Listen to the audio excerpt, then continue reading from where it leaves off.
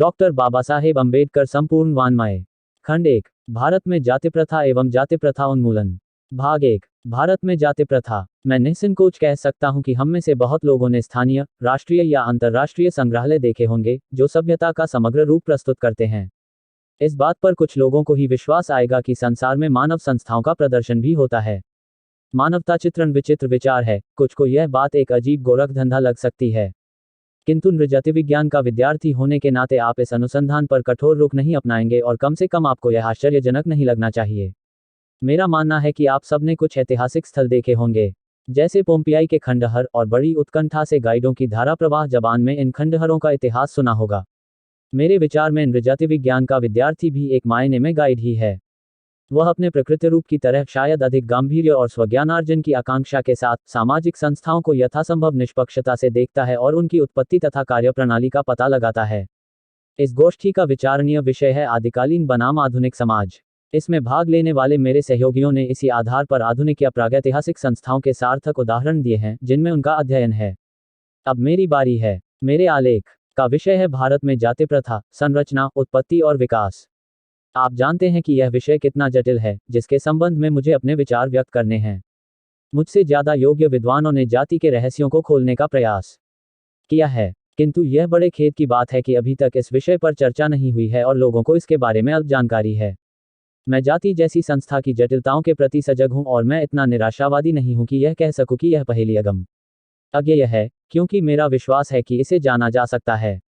जाति की समस्या सैद्धांतिक और व्यवहारिक रूप से एक विकराल समस्या है।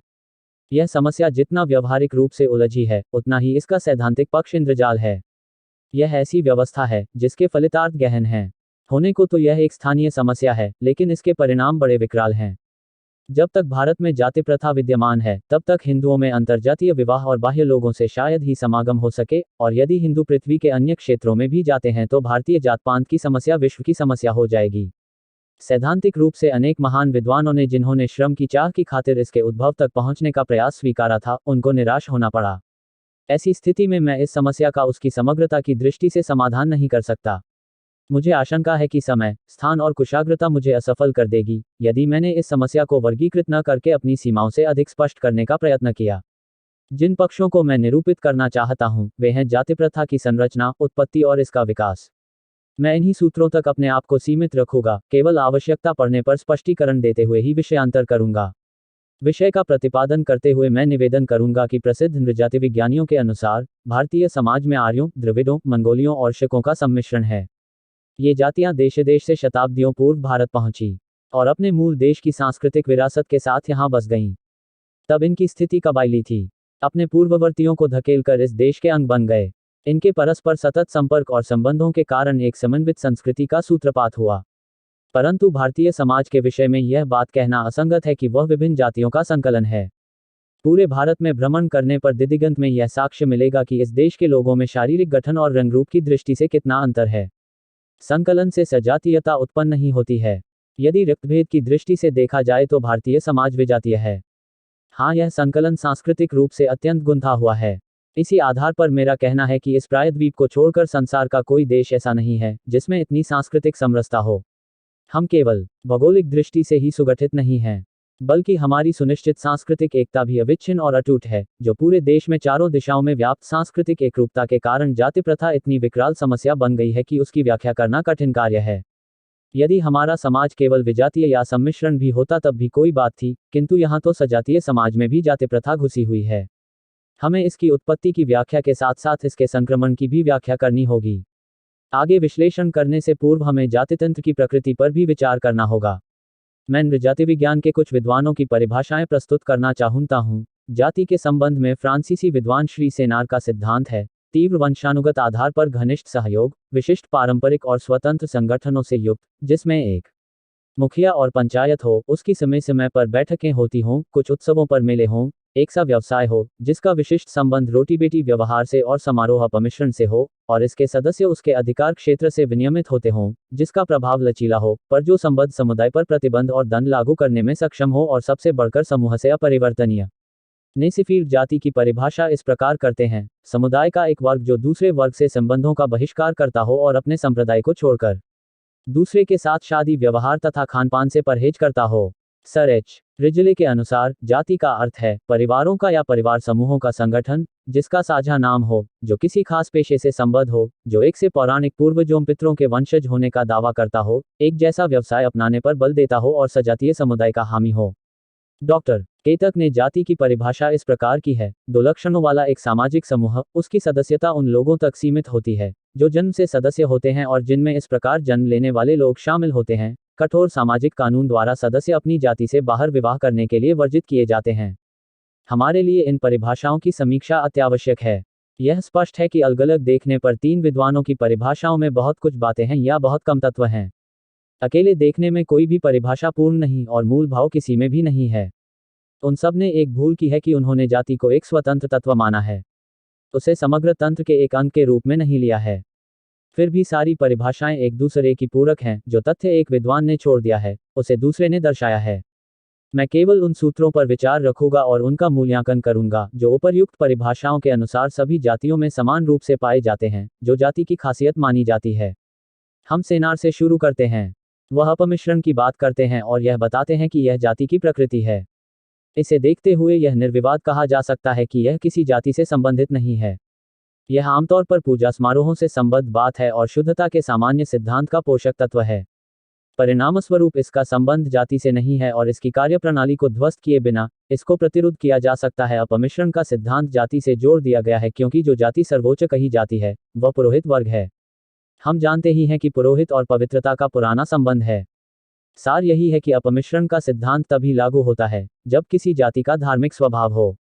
श्री नेसिफील्ड अपने तरीके से कहते हैं कि जाति की प्रकृति है कि उनके साथ खानपान नहीं किया जाता जो उनकी जाति के बाहर हैं। यह नया तथ्य है, फिर भी ऐसा लगता है कि श्री नेसिफील्ड इस व्यवस्था के प्रभाव से अपरिचित हैं।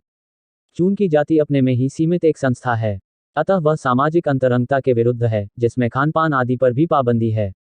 परिणाम यह निकलता है कि बाहरी लोगों से खानपान पर पाबंदी सकारात्मक निषेध का कारण नहीं है बल्कि जाति प्रथा का परिणाम है, अर्थात भिन्नता का गुरुमंत्र है। इसमें कोई संदेह नहीं कि खानपान पर प्रतिबंध भिन्नता के कारण नहीं है बल्कि यह एक धार्मिक व्यवस्था है, परंतु यह तत्व बाद में जुड़ा है।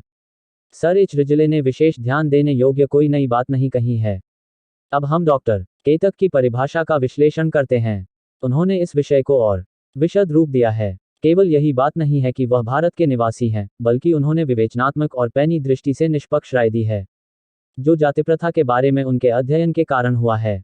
उनकी परिभाषा विचारणीय है क्योंकि उन्होंने जातितंत्र का विश्लेषण जाति प्रथा के आधार पर किया है और अपना ध्यान केवल उन्हीं लक्षणों तक केंद्रित रखा है जो जाति प्रथा के अंतर्गत जाति के अस्तित्व में अनिवार्य है। उन्होंने फालतू बातों की ठीक अवहेलना की है जो गौण और क्षणिक हैं। उनकी परिभाषा के बारे में यह कहा जा सकता है कि उनके विचारों में कहीं थोड़ी भ्रांति है, वैसे उनमें विशुद्धता और स्पष्टता है। वह रोटी बेटी के व्यवहार में भेदभाव की बात कहते हैं। मेरा कहना है कि मूल बात एक ही है, रोटी से भी परहेज है और बेटी व्यवहार से भी। पर डॉक्टर केतक ने बताया है कि ये हैं एक ही सिक्के के दो पहलू। यदि आप बेटी व्यवहार पर पाबंदी लगाते हैं तो इसका अर्थ हुआ कि आप परिधि संकुचित कर लेते हैं। इस प्रकार ये दोनों लक्षण एक ही पदक के मुख्य भाग तथा पृष्ठभाग हैं। जातितंत्र के इस समीक्षात्मक मूल्यांकन से इसमें कोई संदेह नहीं रह जाता है कि सजातीय विवाह का निषेध या ऐसे विवाह का न पाया जाना ही जाति प्रथा का मूल है। परंतु अमूर्त नृविज्ञान के आधार पर कुछ लोग इस बात को नकार सकते हैं क्योंकि सजातीय विवाह के पक्षधर वर्ग जातीय समस्या बढ़ाए बिना ऐसा कर सकते हैं।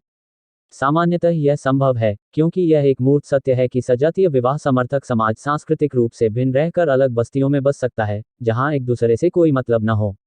इस बारे में एक युक्तिसंगत उदाहरण दिया जा सकता है कि अमेरिकन भारतीयों के नाम से विख्यात नीग्रो समुदाय और गोरों के विभिन्न कबीले अमेरिका में मौजूद हैं।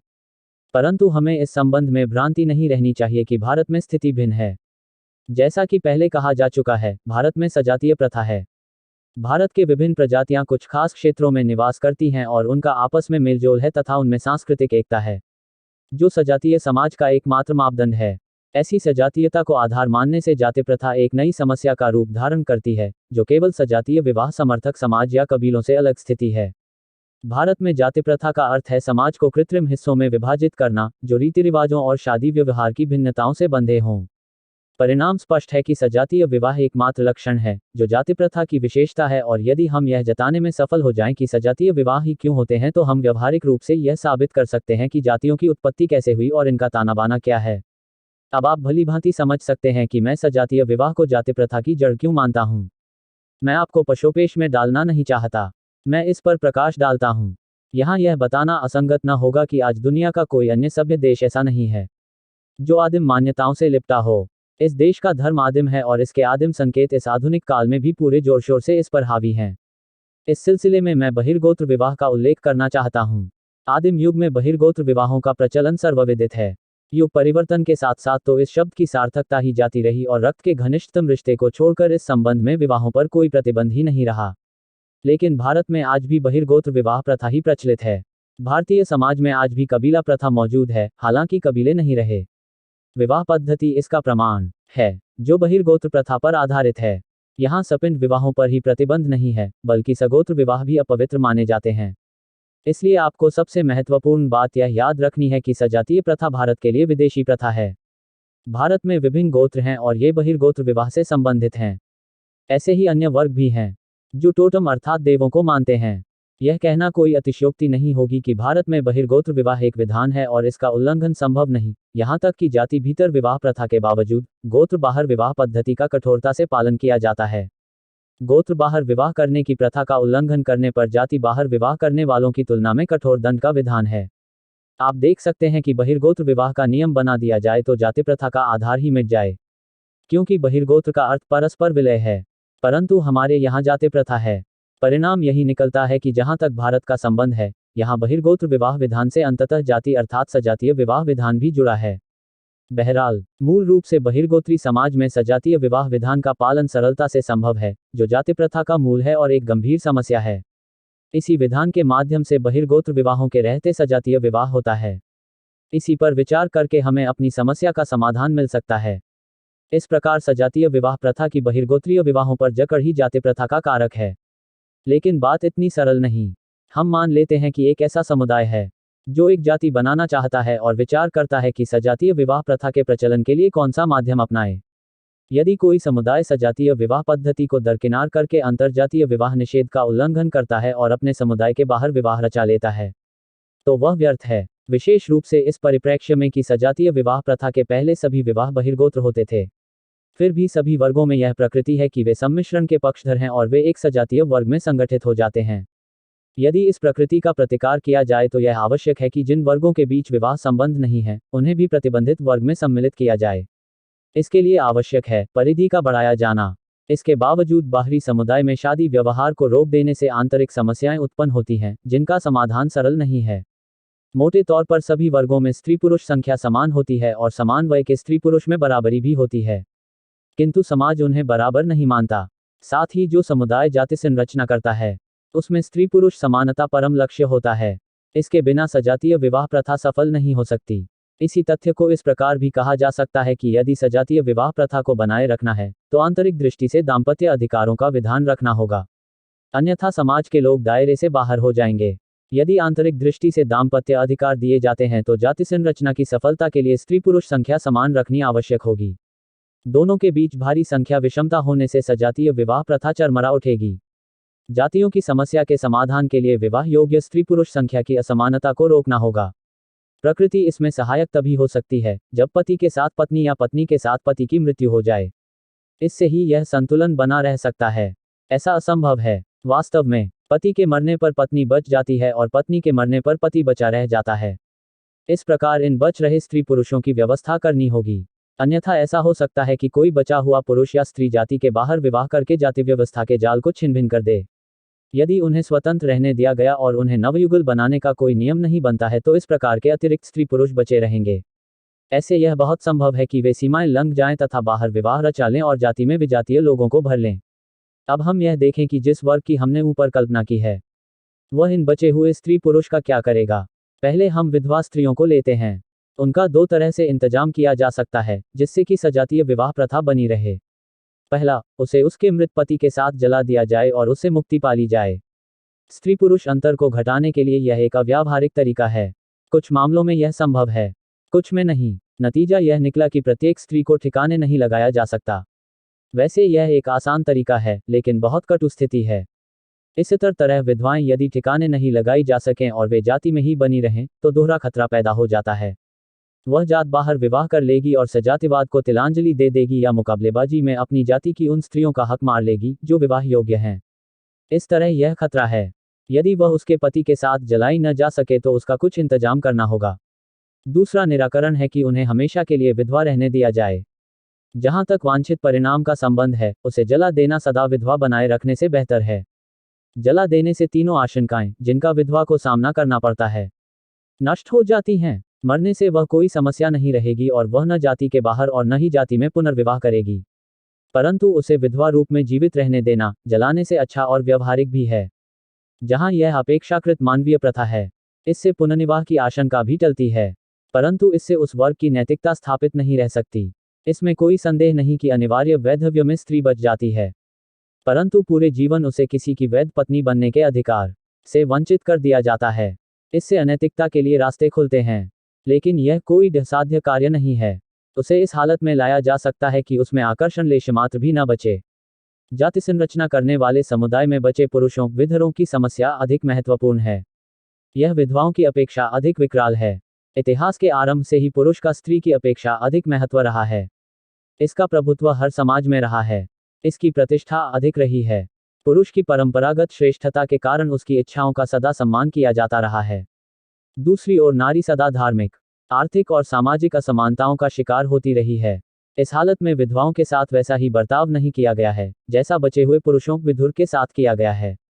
उसे उसकी मृत पत्नी के साथ जला डालना दो कारणों से खतरनाक है। पहली बात तो यह है कि ऐसा किया नहीं जा सकता क्योंकि वह पुरुष है। दूसरे, यदि ऐसा किया जाए तो एक तगड़ा व्यक्ति जाति की खातिर लुप्त हो जाएगा। अब उससे आसानी से निपटने के लिए दो विकल्प रह जाते हैं। मैं इन्हें आसान विकल्प इसलिए कह सकता हूं क्योंकि वह समाज के लिए उपयोगी हैं। वह समाज के लिए कितना ही महत्वपूर्ण हो, सजातीय विवाह इससे भी अधिक महत्वपूर्ण है और इसलिए समाधान ऐसा होना चाहिए जो इन दोनों लक्ष्यों की पूर्ति करे। ऐसी परिस्थितियों में उसे भी विधवा की तरह आजीवन विधुर रहने के लिए बाध्य या मेरे विचार से ऐसा करने के लिए राजी किया जा सकता है। यह समाधान बिल्कुल मुश्किल नहीं है, क्योंकि कुछ बिना विवश किए भी आत्मसंयम बरत सकते हैं या वे इससे भी 4 कदम आगे बढ़कर ब्रह्मचर्य व्रत का पालन कर सकते हैं। लेकिन मानव प्रकृति के देखते हुए ऐसी अपेक्षा आसानी से पूर्ण नहीं हो सकती। दूसरी स्थिति में संभव है कि ऐसा व्यक्ति समूह की गतिविधियों में सक्रिय रूप से भाग लेने पर उसके नैतिक सिद्धांतों के लिए खतरा बन सकता है। दूसरे दृष्टिकोण से देखने पर यद्यपि ब्रह्मचर्य व्रत उन मामलों में आसान है जहां इसे सफलता से अपनाया जाता है, लेकिन फिर भी जाति की भौतिक सुख समृद्धि के लिए लाभदायक नहीं है। यदि वह सही अर्थों में ब्रह्मचर्य व्रत का पालन करता है और सांसारिक सुखों का त्याग कर देता है, तो वह जाति के नैतिक मूल्यों या सजातीय विवाह के लिए खतरा नहीं होगा, जैसा कि उसके सांसारिक जीवन बिताने पर होता। जहां तक भौतिक सुख समृद्धि का प्रश्न है, ब्रह्मचारी की तरह जीवनयापन करने वाला व्यक्ति जला दिए गए व्यक्ति के समान है।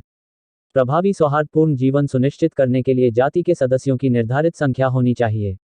विधरों पर ब्रह्मचर्य थोपना सैद्धांतिक और व्यवहारिक दोनों दृष्टियों से विफल रहता है। यह जाति के हित में है कि वह गृहस्थ रहे। समस्या केवल यह है कि उसे जाति में से ही पत्नी सुलभ कराई जाए। शुरू में इसमें कठिनाई होती है, क्योंकि जातियों में स्त्री और पुरुष का अनुपात 1:1 का है। इस तरह किसी के दोबारा विवाह की गुंजाइश नहीं होती, क्योंकि जब जातियों की परिधियां बनी होती हैं तो विवाह योग्य पुरुषों और स्त्रियों की संख्या पूरी तरह संतुलित होती है। इन परिस्थितियों में विधुर को जाति में रखने के लिए उसका पुनर्विवाह उन बालिकाओं से किया जा सकता है जो अभी विवाह योग्य न हो। विधरों के लिए यह यथासंभव उपाय है। इस प्रकार वह जाति में बना रहेगा।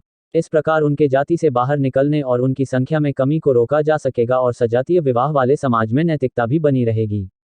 यह स्पष्ट है कि ऐसे 4 तरीके हैं जिन्हें अपनाने से स्त्री पुरुषों में संख्या का अनुपात बनाए रखा जा सकता है। स्त्री को उसके मृत पति के साथ सती कर दिया जाए, उसे आजीवन विधवा रखा जाए, जो जलाने से कुछ कम पीड़ादायक है। विधरों को ब्रह्मचर्य व्रत का पालन करने को बाध्य किया जाए और विधुर का ऐसी लड़की से विवाह कर दिया जाए जिसकी आयु अभी विवाह योग्य न हो। हालांकि मेरे उपरोक्त विचार के अनुसार विधवा को जलाना और विधुर पर ब्रह्मचर्य व्रत थोपना सजातीय विवाह को बनाए रखने के लिए समूह के प्रयत्नों के प्रति संदेहास्पद सेवा होगी।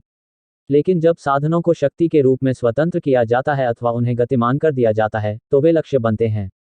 तब फिर ये साधन कौन सा लक्ष्य प्राप्त करते हैं? वे सजातीय विवाह की व्यवस्था को जारी रखते हैं। जबकि विभिन्न परिभाषाओं के हमारे विश्लेषण के अनुसार सजातीय विवाह और जाति एक ही बात है। अतः इन साधनों का अस्तित्व और जाति समरूप हैं तथा जाति में इन साधनों का समावेश है। मेरे विचार में जाति व्यवस्था में यह जाति की सामान्य क्रियाविधि है। अब हम अपना ध्यान इन उच्च सिद्धांतों से हटाकर हिंदू समाज में विद्यमान जाति प्रथा और उसकी क्रियाविधि की जांच में लगाएं। मैं निःसंकोच कह सकता हूं कि अतीत के रहस्यों को खोलने वालों के मार्ग में अनेक कठिनाइयां आती हैं और निःसंदेह भारत में जाति व्यवस्था अति प्राचीन संस्था है। इन हालात में यह और भी ज्वलंत यथार्थ है कि जहां तक हिंदुओं का संबंध है, उनके बारे में कोई आधिकारिक या लिखित संकेत नहीं है तथा भारतीयों का दृष्टिकोण ऐसा बन गया है कि वह इतिहास लेखन को मूर्खता मानते हैं, क्योंकि उनके लिए जगत मिथ्या है। लेकिन ये संस्थाएं जीवित रहती हैं, यद्यपि चिरकाल तक इनका लिखित प्रमाण नहीं रहता और उनके रीति रिवाज व नैतिक मूल्य अवशेषों की भांति अपने आप में एक इतिहास है। हम अपने कर्तव्य में सफल होंगे यदि हम अतिरेक पुरुष और अतिरेक स्त्री से संबंधित समस्याओं का हिंदुओं द्वारा जो निदान किया गया है, उसकी जांच करें। सही तौर पर देखने वालों व्यक्ति को हिंदू समाज की सामान्य क्रियाविधि जटिल लगे, किंतु वह स्त्रियों से संबंधित 3 असाधारण रीतियां प्रस्तुत करती है। ये हैं: सती या विधवा को उसके मृत पति के साथ जलाना, थोपा गया आजीवन वैधव्य, जिसके अंतर्गत एक विधवा को पुनः विवाह करने की आज्ञा नहीं है, बालिका विवाह, संन्यास के बाद भी विधुर में विकट लिप्सा होती है, परंतु कुछ मामलों में यह शुद्ध मानसिक कारणों से ही संभव है। जहां तक मैं समझता हूं, आज तक इन प्रथाओं के उद्भव की कोई वैज्ञानिक व्याख्या सामने नहीं आई है। अनेक दार्शनिक सिद्धांत इन प्रथाओं की प्रतिष्ठा में प्रतिपादित किए गए हैं, परंतु कहीं से इनके उद्भव और अस्तित्व का संकेत नहीं मिलता। सती सम्मानीय है, क्योंकि यह पति पत्नी के बीच शरीर और आत्मा की संपूर्ण एकात्मकता और शमशान से परे तक समर्पण को दर्शाती है, क्योंकि इसमें पत्नीत्व को साकार रूप दिया गया है, जैसा कि उमा ने अच्छी तरह उस समय स्पष्ट किया है, जब उन्होंने कहा था, हे महेश्वर, अपने पतिदेव के लिए नारी का समर्पण ही उसका सम्मान है, यही उसका शाश्वत स्वर्ग है। भावुकता में वह आगे कहती हैं, मेरी धारणा है कि यदि आप मुझसे संतुष्ट नहीं हैं तो मेरे लिए स्वर्ग की कामना करना बेकार है। आजीवन वैधव्य क्यों सम्माननीय है, मैं नहीं जानता, न ही मुझे कोई ऐसा व्यक्ति मिला है जो इसकी प्रशंसा करता हो, हालांकि इसका पालन करने वाले अनेकानेक हैं। बालिका विवाह की प्रशंसा में डॉक्टर केतक कहते हैं, एक सच्चे आस्थावान स्त्री अथवा पुरुष को विवाह में बंधने के बाद अन्य पुरुष स्त्री से लाघव नहीं करना चाहिए। इस प्रकार की पवित्रता न केवल विवाह के उपरांत बल्कि विवाह पूर्व भी आवश्यक है, क्योंकि चारित्र्य का केवल यही सही आदर्श है। किसी अपरिणीता को पवित्र नहीं माना जा सकता यदि वह उस व्यक्ति के अलावा जिससे उसका विवाह होने वाला है, किसी अन्य व्यक्ति से प्रणय करती है। यदि वह ऐसा करती है तो यह पाप है। इसलिए एक लड़की के लिए यह अच्छा होगा कि कामवासना जागृत होने से पूर्व उसे यह पता होना चाहिए कि उसे किससे प्रेम करना है, तब उसका विवाह किया जाए। ऐसी हवाएं और कुतर्क की बातें यह तो प्रमाणित करती हैं कि ऐसी प्रथाओं को क्यों सम्मानित किया गया, परंतु हमें यह नहीं बताती कि ये रिवाज कैसे पड़े। मेरा यह मानना है कि इनको सम्मान देने का कारण ही यह है कि इन्हें अपनाया गया। जिस किसी को भी 18वीं शताब्दी के व्यक्तिवाद का थोड़ा सा ज्ञान होगा, वह मेरे कथन का सार समझ जाएगा। सदा से यह प्रथा रही है कि आंदोलनों का सर्वोपरि महत्व होना है। बाद में उन्हें न्यायसंगत बनाने के लिए और उन्हें नैतिक बल देने के लिए उन्हें दार्शनिक सिद्धांतों का संबल दे दिया जाता है। इसी तरह मैं निवेदन करता हूं कि इसी कारण इन रिवाजों की प्रशंसा की गई, क्योंकि इनके चलन को प्रोत्साहन देने के लिए प्रशंसा की जरूरत थी। प्रश्न यह है कि ये कैसे बढ़े। मेरा विचार है कि जाति संरचना में इनकी आवश्यकता थी और उनको लोकप्रिय बनाने के लिए सिद्धांतों की बैसाखी पकड़ा दी गई। हम जानते हैं कि ये रिवाज कितने क्रूर, कष्टकारी और घातक हैं। रिवाज साधन मात्र हैं, जबकि उन्हें आदर्श घोषित किया गया, परंतु यह हमें परिणामों के बारे में भ्रमित नहीं कर सकते। सरलता से कहा जा सकता है कि साधनों को आदर्श बना देना आवश्यक होता है और इस मामले में तो खासतौर से उन्हें भारी प्रेरणा देकर उत्साहित किया जाता है। साधन को साध्य मान लेने में कोई हर्ज नहीं है, किंतु हम अपने साधन की प्रकृति नहीं बदल सकते। आप कानून बना सकते हैं कि सभी बिल्लियां कुत्ते हैं, जैसे आप किसी साधन को उद्देश्य मान सकते हैं, परंतु आप साधन की प्रकृति में परिवर्तन नहीं कर सकते। अतः आप बिल्लियों को कुत्ते नहीं बना सकते। ठीक ऐसे ही साधन को साध्य मान सकते हैं। इसी कारण मेरा यह कहना ठीक है कि साधन और साध्य को एकाकार कर दिया जाए, परंतु यह कैसे उचित ठहराया जा सकता है कि जाति प्रथा और सजातीय विवाह प्रथा के लिए सती प्रथा, आजीवन विधवा अवस्था और बालिका विवाह, विधवा स्त्री और विधुर पुरुष की समस्या के समाधान हैं। सजातीय विवाह व्यवस्था को बनाए रखने के लिए ये रिवाज आवश्यक हैं, जबकि सजातीय विवाह प्रथा के अभाव में जाति प्रथा का अस्तित्व बने रहना संदेहास्पद है। भारत में जाति प्रथा के प्रचलन और संरक्षण की क्रियाविधि पर विचार करते हुए अगला प्रश्न यह है कि इसकी उत्पत्ति कहाँ से हुई। इसके मूल का प्रश्न एक कड़वा प्रश्न है और जात-पात के अध्ययन में इसकी दुखद अवहेलना की गई है। कुछ ने इसका समर्थन किया है और कुछ ने इस प्रश्न पर जानबूझकर पर्दा डाल दिया है। कुछ लोग समझ पाने में सफल रहे हैं कि यह जात-पात का मूल कहाँ हो सकता है। वे कहते हैं, यदि हम मूल के प्रति अपनी स्नेह भावना पर नियंत्रण नहीं कर सकते तो हमें उसके बहुवचन रूप अर्थात जातपात के मूल का प्रयोग करना चाहिए। वैसे भारत में जात-पात के मूल के बारे में कोई उलझन पेश नहीं हुई है। जैसा कि मैं पहले कह चुका हूं कि सजातीय विवाह ही जात-पात का एकमात्र कारण है और जब मैं जाति के मूल की बात कहता हूं तो इसका अर्थ सजातीय विवाह प्रथा की क्रियाविधि के मूल से है। किसी समाज में व्यक्तियों की अति सूक्ष्म अवधारणा को इतने शक्तिशाली ढंग से प्रचारित करना मैं गंदगी उछालना कहने जा रहा था, यह राजनीतिक भाषा में कोरी बकवास है। यह बात नगण्य है कि व्यक्ति मिलकर समाज बनाते हैं। समाज सर्वथा वर्गों से मिलकर बनता है। इसमें वर्ग संघर्ष के सिद्धांत पर बल देना अतिशयोक्ति हो सकती है, परंतु यह सच है कि समाज में कुछ निश्चित वर्ग होते हैं और उनके आधार भिन्न हो सकते हैं। वे वर्ग आर्थिक, आध्यात्मिक या सामाजिक हो सकते हैं, लेकिन समाज का प्रत्येक व्यक्ति किसी न किसी वर्ग से संबद्ध होता है। यह एक शाश्वत सत्य है और आरंभिक हिंदू समाज भी इसका अपवाद नहीं रहा होगा। जहां तक हम जानते हैं, वह अपवाद नहीं था। यदि हम इस सामान्य नियम को ध्यान में रखें तो पाते हैं कि जात पात की उत्पत्ति के अध्ययन में यह बहुत उपयोगी तत्व साबित हो सकता है, क्योंकि हम यह निश्चित करना चाहते हैं कि वह कौन सा वर्ग था जिसने सबसे पहले अपनी जाति की संरचना की। इसलिए वर्ग और जाति एक दूसरे के दो रूप हैं। फर्क सिर्फ यह है कि जाति अपने को सजातीय परिधि में रखने वाला वर्ग है। जाति प्रथा के मूल का अध्ययन हमारे प्रश्नों का उत्तर दे सकता है कि वह कौन सा वर्ग है जिसने इस परिधि का सूत्रपात किया जो इसका चक्रव्यूह है। यह प्रश्न बहुत कौतूहलजनक है, परंतु यह बहुत प्रासंगिक है और इसका उत्तर उस रहस्य पर से पर्दा हटाएगा कि पूरे भारत में जाति प्रथा कैसे पनपी और दृढ़ होती गई। दुर्भाग्य से इस प्रश्न का सीधा उत्तर मेरे पास नहीं है। मैं इसका परोक्ष उत्तर ही दे सकता हूँ। मैंने अभी कहा है कि विचाराधीन रीति रिवाज हिंदू समाज में प्रवाहित हैं। तथ्यों को यथार्थ बनाए रखने के लिए यह आवश्यक है कि कथन को स्पष्ट किया जाए ताकि इसकी व्यापकता पर प्रकाश डाला जा सके।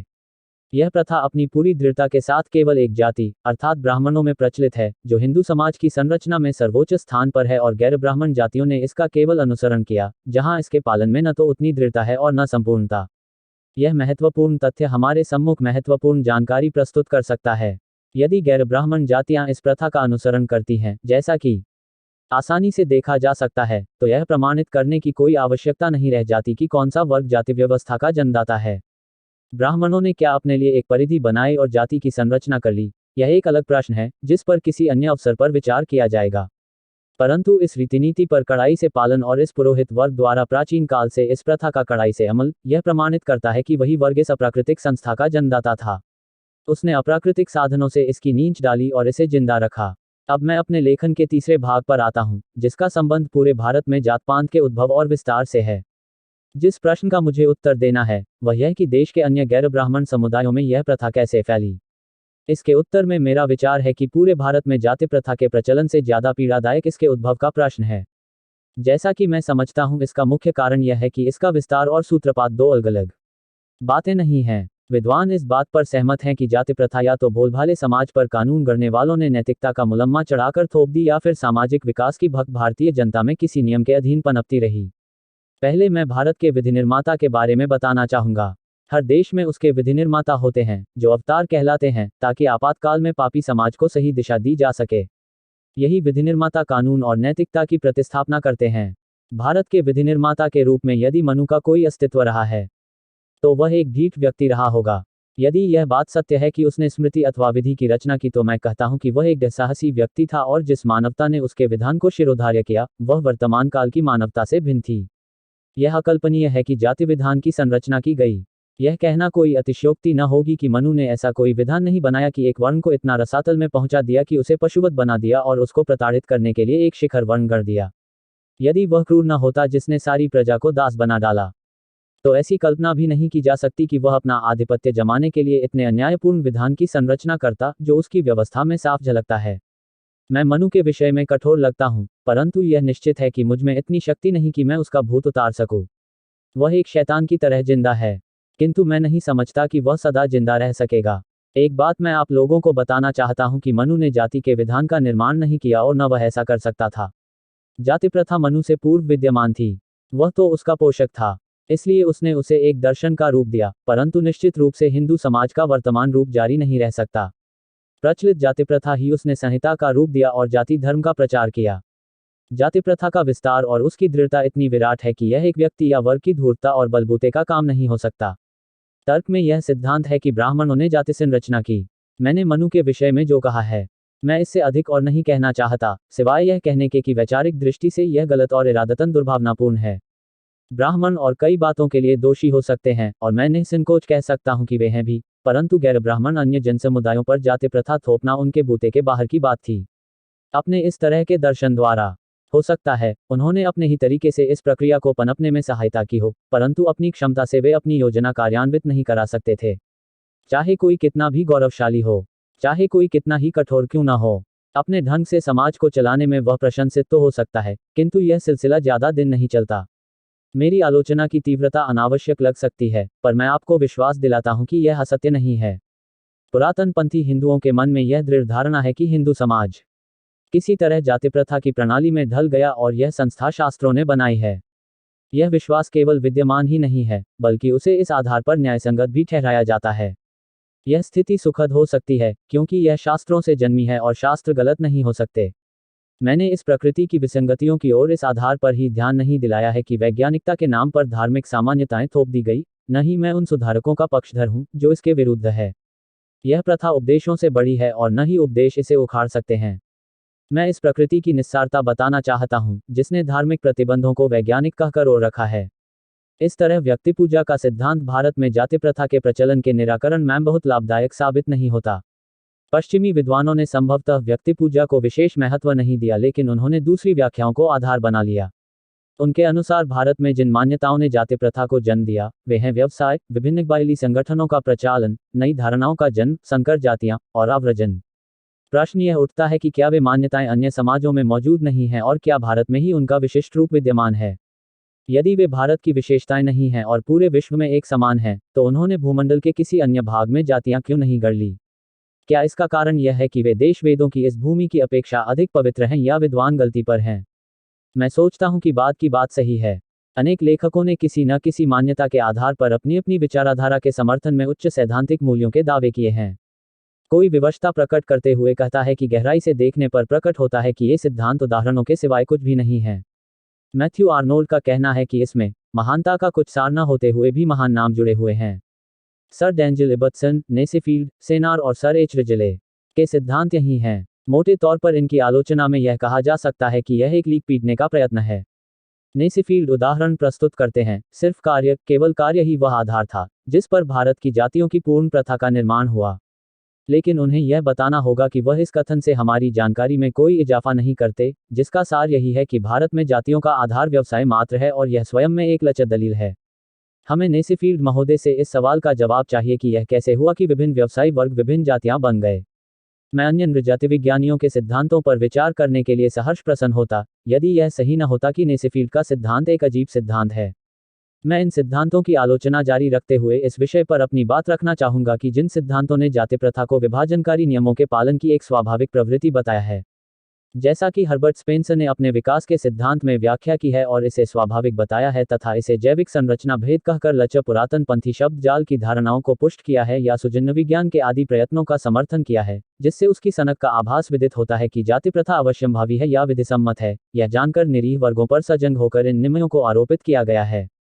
यह उचित ही रहेगा कि शुरू में मैं यह बात याद दिलाऊं कि अन्य समाजों के समान भारतीय समाज भी 4 वर्षों में विभाजित था। ये हैं ब्राह्मण या पुरोहित वर्ग, क्षत्रिय या सैनिक वर्ग, वैश्य अथवा व्यापारिक वर्ग और शूद्र अथवा शिल्पकार और श्रमिक वर्ग। इस बात पर विशेष ध्यान देना होगा कि आरंभ में यह अनिवार्य रूप से वर्ग विभाजन के अंतर्गत व्यक्ति दक्षता के आधार पर अपना वर्ण बदल सकता था और इसीलिए वर्गों को व्यक्तियों के कार्य की परिवर्तनशीलता स्वीकार्य थी। हिंदू इतिहास में किसी समय पुरोहित वर्ग ने अपना विशिष्ट स्थान बना लिया और इस तरह स्वयं सीमित प्रथा से जातियों का सूत्रपात हुआ। दूसरे वर्ण भी समाज विभाजन के सिद्धांतानुसार अलग अलग खेमों में बंट गए। कुछ का संख्या बल अधिक था तथा कुछ का नगण्य। वैश्य और शूद्र वर्ण मौलिक रूप से वे तत्व हैं जिनकी जातियों की अनगिनत शाखा प्रशाखाएं कालांतर में उभरी हैं। क्योंकि सैनिक व्यवसाय के लोग असंख्य समुदायों में सरलता से विभाजित नहीं हो सकते, इसलिए यह वर्ण सैनिकों और शासकों के लिए सुरक्षित हो गया। समाज का यह उपवर्गीकरण स्वाभाविक है, किंतु उपरोक्त विभाजन में अप्राकृतिक तत्व यह है कि इससे वर्षों में परिवर्तनशीलता के मार्ग अवरुद्ध हो गए और वे संकुचित बनते चले गए, जिन्होंने जातियों का रूप ले लिया। प्रश्न यह उठता है कि क्या उन्हें अपने दायरे में रहने के लिए विवश किया गया और उन्होंने सजातीय विवाह का नियम अपना लिया या उन्होंने स्वेच्छा से ऐसा किया? मेरा कहना है कि इसका द्विपक्षीय उत्तर है, कुछ ने द्वार बंद कर लिए और कुछ ने दूसरे के द्वार अपने लिए बंद पाए। पहला पक्ष मनोवैज्ञानिक है और दूसरा चालाकी भरा, परंतु ये दोनों अन्योन्याश्रित हैं और जाति संरचना की संपूर्ण रीतिनीति में दोनों की व्याख्या जरूरी है। मैं पहले मनोवैज्ञानिक व्याख्या से शुरू करता हूं। इस संबंध में हमें इस प्रश्न का उत्तर खोजना है कि औद्योगिक, धार्मिक या अन्य कारणों से वर्ग अथवा जातियों ने अपने आप को आत्मकेंद्रित या सजातीय विवाह की प्रथा में क्यों बांध लिया। मेरा कहना है कि ब्राह्मणों के करने के कारण ऐसा हुआ। सजातीय विवाह या आत्मकेंद्रित रहना ही हिंदू समाज का चलन था, और क्योंकि इसकी शुरुआत ब्राह्मणों ने की थी, इसलिए गैर ब्राह्मण वर्गों अथवा जातियों ने भी बढ़ चढ़कर इसकी नकल की और वे सजातीय विवाह प्रथा को अपनाने लगे। यहाँ यह खरबूजे को देखकर खरबूजे की रंग बदलने वाली कहावत चरितार्थ होती है। इसने सभी उपविभाजनों को प्रभावित किया। इस तरह जाति प्रथा का मार्ग प्रशस्त हुआ। मनुष्य में नकलबाजी की जड़ें बहुत गहरी होती हैं। इस कारण भारत में जाति प्रथा के जन्म की यह व्याख्या पर्याप्त है। इसकी जड़ें इतनी गहरी हैं कि वाल्टर बागेहोट को कहना पड़ा, हमें यह नहीं सोचना चाहिए कि यह नकलबाजी स्वैच्छिक होती है या इसके पीछे कोई भावना काम कर रही होती है। इसके विपरीत, इसका जन्म मानव के अवचेतन मन में होता है और पूर्ण चेतना जागने पर उसके प्रभावों का आभास होता है। इस तरह इसके तत्काल उदय का प्रश्न नहीं है, बल्कि बाद में भी इसका एहसास नहीं होता है। दरअसल, हमारी नकल करने की प्रवृत्ति का स्रोत विश्वास होता है, और ऐसे कारण हैं जो पूर्वकालीन रूप से हमें यह विश्वास कराते हैं तथा हमें विश्वास करने से विरक्त करते हैं। यह हमारी प्रकृति के अस्पष्ट भाग हैं। सरल मन से नकल करने की प्रवृत्ति पर कोई संदेह नहीं है। नकल करने की इस प्रवृत्ति के विषय को गैब्रिएल टाडे ने वैज्ञानिक अध्ययन का रूप दिया, जिन्होंने नकल करने की प्रवृत्ति को 3 नियमों में बांटा है। उसके 3 नियमों से एक है कि नीचे वाले ऊपर की नकल करते हैं। उन्हीं के शब्दों में, अवसर मिलने पर दरबारी सदा अपने नायकों, अपने राजा या अधिपति की नकल करते हैं, और आम जनता भी उसी प्रकार अपने सामंतों की नकल करती है। नकल के बारे में टाडे का दूसरा नियम है कि चाहे आदर्श पात्र और अनुसरणकर्ता के बीच कितनी ही दूरी क्यों न हो, उनके अनुसार नकल करने की इच्छा और तीव्रता में कोई फर्क नहीं पड़ता। उन्हीं के शब्दों में, जिस व्यक्ति की नकल की जाती है वह होता है हमारे बीच सबसे श्रेष्ठ व्यक्ति या समाज।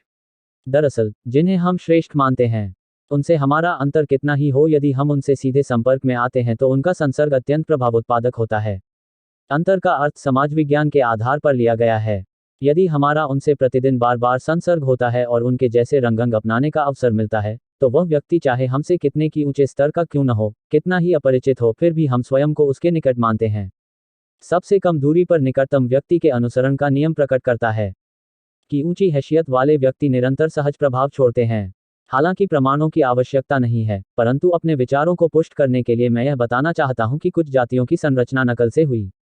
मुझे लगता है कि यह जाना जाए कि हिंदू समाज में नकल करके जातियां बनाने की परिस्थितियां हैं या नहीं। इस नियम के अनुसार नकल करने की गुंजाइश इस प्रकार है, जिस स्रोत की नकल की गई है उसकी समुदाय में प्रतिष्ठा होनी चाहिए, और समुदाय के सदस्यों में प्रतिदिन और अनेक बार संपर्क होने चाहिए। भारतीय समाज में ये परिस्थितियां मौजूद हैं, इसमें कोई शक नहीं है। ब्राह्मण अर्ध देवता माना जाता है और उसे अंशावतार जैसा कहा जाता है। वह विधि नियोजित करता है और सभी को उसके अनुसार ढालता है। उसकी प्रतिष्ठा असंदिग्ध है और वह शीर्ष परमानंद है। क्या शास्त्रों द्वारा प्रायोजित और पुरोहितवाद द्वारा प्रतिष्ठित ऐसा व्यक्ति अपने व्यक्तित्व का प्रभाव डालने में विफल हो सकता है? यदि यह कहानी सही है तो उसके बारे में यह विश्वास क्यों किया जाता है कि वह जाति प्रथा की उत्पत्ति का कारण है? यदि वह सजातीय विवाह का पालन करता है तो क्या दूसरों को उसके पद चिन्हों पर नहीं चलना चाहिए? निरीह मानवता, चाहे वह कोई दार्शनिक हो या तुच्छ गृहस्थ, उसे इस गोरखधंधे में फंसना ही पड़ता है। यह अवश्यंभावी है। अनुसरण सरल है, आविष्कार कठिन। जाति प्रथा की संरचना में दूसरों से सीखने की प्रवृत्ति की कितनी भूमिका है, यह बताने के लिए गैर ब्राह्मण वर्गों की प्रवृत्ति को समझना होगा, जिनके लिए आज तक इस प्रथा के पोषक नीति रिवाज विद्यमान हैं। हिंदू मस्तिष्क को इन्होंने जकड़ रखा है और उन्हें किसी सहारे की जरूरत नहीं है, सिवाय सतत विश्वास भाव के, जैसे एक पोखर में जलकुंभी। एक तरीके से हिंदू समाज में सती प्रथा, बालिका विवाह और विधवा की यथास्थिति जातियों की हैसियत के हिसाब से विद्यमान है।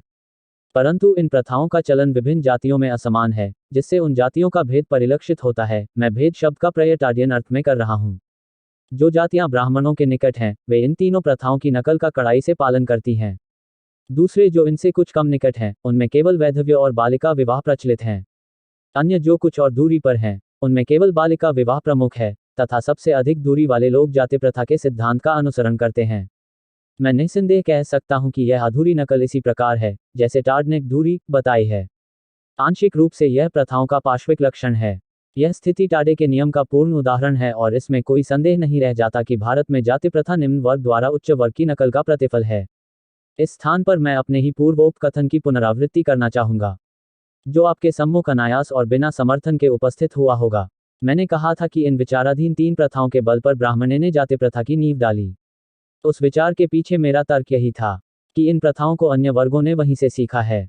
गैर ब्राह्मण जातियों में इन रिवाजों की ब्राह्मणों जैसी नकल प्रवृत्ति की भूमिका पर प्रकाश डालने के बाद मेरा कहना है कि ये प्रवृत्ति उनमें आज भी मौजूद है, चाहे वे अपनी इस आदत से परिचित भी न हों। यदि इन वर्गों ने किसी से सीखा है तो इसका अर्थ है कि समाज में उन प्रथाओं का किसी न किसी वर्ग में प्रचलन रहा होगा और उसका दर्जा काफी ऊंचा हुआ होगा, तभी वह दूसरों का आदर्श हो सकता है। परंतु किसी ईश्वरवादी समाज में कोई आदर्श नहीं हो सकता, सिर्फ ईश्वर का सेवक हो सकता है। इसमें उस कहानी की पूर्णाहुति हो जाती है कि जो निर्बल थे और जिन्होंने अपने को अलग कर लिया। हमें अब यह देखना है कि दूसरों ने अपने लिए उनके दरवाजे बंद देखकर अपना घर क्यों बंद कर लिया। इसे मैं जाति प्रथा के निर्माण की क्रियाविधि की प्रक्रिया मानता हूँ। यही कारीगरी थी, क्योंकि ऐसा अवश्यंभावी होता है। यही दृष्टिकोण और मानसिकता है जिसके कारण हमारे पूर्ववर्ती इस विषय की व्याख्या करने से कतरा गए, क्योंकि उन्होंने जाति को ही एक अलग इकाई मान लिया, जबकि वह जाति प्रथा का ही एक अंग होती है। इस चूक या इस पैनी दृष्टि के अभाव के कारण ही सही अवधारणा बनने में मदद नहीं मिली है। अतः सही व्याख्या करने की आवश्यकता है। एक टिप्पणी के जरिए मैं अपनी व्याख्या प्रस्तुत करूंगा, जिसे कृपया आप सदा ध्यान में रखें। वह टिप्पणी इस प्रकार है: जाति अपने आप में कुछ नहीं है। उसका अस्तित्व तभी होता है जब वह सारी जातियों में स्वयं भी एक हिस्सा हो। दरअसल जाति कुछ है ही नहीं, बल्कि जाति प्रथा है। मैं इसका उदाहरण देता हूँ। अपने लिए जाति संरचना करते समय ब्राह्मणों ने ब्राह्मणेतर जातियां बना डाली। अपने तरीके से मैं यह कहूंगा कि अपने आप को एक बाड़े में बंद करके दूसरों को बाहर रहने के लिए विवश किया। एक दूसरे उदाहरण से मैं अपनी बात स्पष्ट करूंगा। भारत को संपूर्ण रूप में देखें, जहां विभिन्न नामों से विभिन्न समुदाय हैं और सबको अपने समुदाय से लगाव है, जैसे हिंदू, मुसलमान, यहूदी, ईसाई और पारसी। लेकिन हिंदुओं को छोड़कर शेष में आंतरिक जातिभेद नहीं है, परंतु एक दूसरे के साथ व्यवहार में उनमें अलग अलग जातियां हैं। यदि पहले 4 समुदाय अपने को अलग कर लेंगे तो पारसी अपने आप ही बाहर रह जाएंगे, परंतु परोक्ष रूप से वे भी आपस में अलग समुदाय बना लेंगे। सांकेतिक रूप से कहना चाहता हूं कि यदि सजातीय विवाह पद्धति में सीमित रहना चाहता है तो निश्चित रूप से को भी विवश होकर अपने में ही सिमट कर रह जाना पड़ेगा। अब यही बात हम हिंदू समाज पर भी लागू करें। आपके सामने एक व्याख्या पहले से मौजूद है कि निजद्वैतवाद के परिणामस्वरूप जो प्रवृत्ति इस समाज को विरासत में मिली है वह है पृथकतावाद। मेरे इस नए विचार से नैतिकतावादियों की भरिकुटी चढ़ सकती है। जात पात की धार्मिक या सामाजिक संहिता जाति विशिष्ट के लिए असाध्य हो सकती है। किसी जाति के उदंड सदस्यों को यह आंचका होती है कि उन्हें मनचाही जाति में शामिल होने का विकल्प न देकर जाति बहिष्कृत कर दिया गया है। जाति के नियम बहुत कठोर होते हैं और उनके उल्लंघन की माप का कोई पैमाना नहीं होता है। नई विचारधारा एक नई जाति बना देती है, क्योंकि पुरातन जातियां नवीनता को सह नहीं पाती। अनिष्टकारी विचारकों को गुरु मानकर प्रतिष्ठित किया जाता है। जो अवैध प्रेम संबंधों के दोषी होते हैं तो वे भी उसी दंड के भागी होंगे। पहली श्रेणी उनकी आज भारत में जाति समस्या के एक दिलचस्प मोड़ ले लिया है, क्योंकि इस अप्राकृतिक विधान को तिलांजलि देने के लिए सतत प्रयत्न हो रहे हैं। सुधार के ये प्रयत्न जातियों के मूल से संबंधित विवादों से उत्पन्न हुए हैं कि क्या यह प्रथा सर्वोच्च स्तर के आदेशों से हुई या यह विशिष्ट परिस्थितियों में मानव समाज के सहज विकास का प्रतिफल है। जो व्यक्तिवाद के विचार के पक्षधर हैं, मुझे आशा है कि उन्हें इस प्रबंध से कुछ विचार सामग्री मिलेगी। इस विषय के व्यवहारिक महत्व के साथ ही जाति प्रथा एक सर्वव्यापी व्यवस्था है और इसका सैद्धांतिक आधार जानने की उत्कंठा मुझमें जगी। उसी के परिणामस्वरूप मैंने अपने विचार आप लोगों के सम्मुख उपस्थित किए, जिन्हें मैं सार्थक मानता हूं, और वे बातें आपके समक्ष रखी जिन पर यह व्यवस्था टिकी है। मैं इतना हठधर्मी भी नहीं हूं कि यह सोचूं कि मेरा कथन ब्रह्म वाक्य है या इस विचार विमर्श में योगदान से बढ़कर कुछ है। मैं सोचता हूं कि धारा का प्रवाह गलत दिशा में मोड़ दिया गया है और इस आलेख का प्राथमिक उद्देश्य यह बताना है कि अनुसंधान का सही मार्ग कौन सा है, ताकि एक सत्य उजागर हो। हमें इस विषय के विश्लेषण में पक्षपात रहित रहना है। भावनाओं के लिए कोई स्थान नहीं होना चाहिए, बल्कि इस विषय पर वैज्ञानिक और निष्पक्ष रूप से विचार किया जाए। मैं इस बात से प्रसन्न हूं कि मेरा दृष्टिकोण सही दिशा में है। मुद्दे पर जो असहमति है वह तार्किक है, फिर भी कुछ बातों पर सदा असहमति बनी ही रह सकती है। अंत में जहां मुझे इस बात पर गर्व है कि मैंने जाति प्रथा के बारे में एक सिद्धांत प्रतिपादित किया है, यदि यह आधारहीन लगेगा तो मैं इसे तिलांजलि दे दूंगा।